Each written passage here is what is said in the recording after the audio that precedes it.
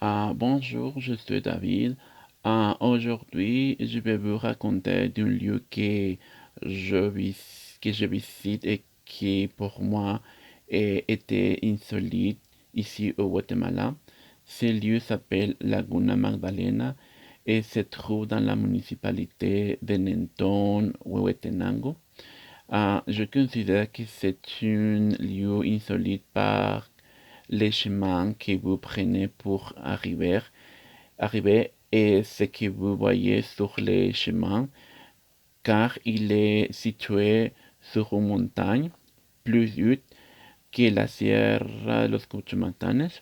En fait, avant d'y arriver, nous passons pour la mirador de Solaveri, où se trouve la célèbre cabane abandonnée. Les gens là-bas sont très sympathiques et serviables. Nous sommes passés d'abord par les miradors, puis nous avons lu une bande qui nous a conduit à l'entrée de la réserve pour la Laguna Magdalena. Et il est très à l'intérieur et la route est en terre ferme et il n'y a aucune personne ou maison sur la route.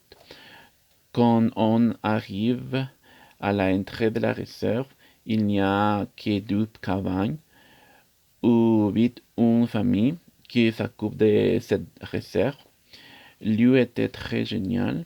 Il semblait être dans les Alpes suisses parce que les montagnes étaient rocheuses, ce qui est très habituel au Guatemala, ou du moins je n'avais jamais vu quelque chose comme ça. Sur les sentiers de montagne, il y avait beaucoup de moutons, ce qui rendait les paysages encore plus pittoresques. Après l'entrée, il faut marcher environ 2 kilomètres, plein de végétation qui semblent être d'énormes jardins et tous les chemins. Il y a une rivière qui, bien qu'étroite, était très longue et atteignait la lagune. À presque l'approche de la lagune, il y a quelques petites cabanes et une autre entrée où il est payé pour rentrer dans la lagune. Et ces petites cabanes peuvent être louées pour passer la nuit, même si j'ai un peu peur parce que si c'est un endroit très solitaire. Euh, Après avoir payé l'entrée, nous avons marché un peu plus jusque l'étang. Elle était belle et bien que petite. Elle était entourée de montagnes, de perdis qui semblaient être dans un endroit d'Europe. Il est interdit d'entrer dans la lagune et au bout de la lagune, il y a une cascade qui tombe dans la montagne.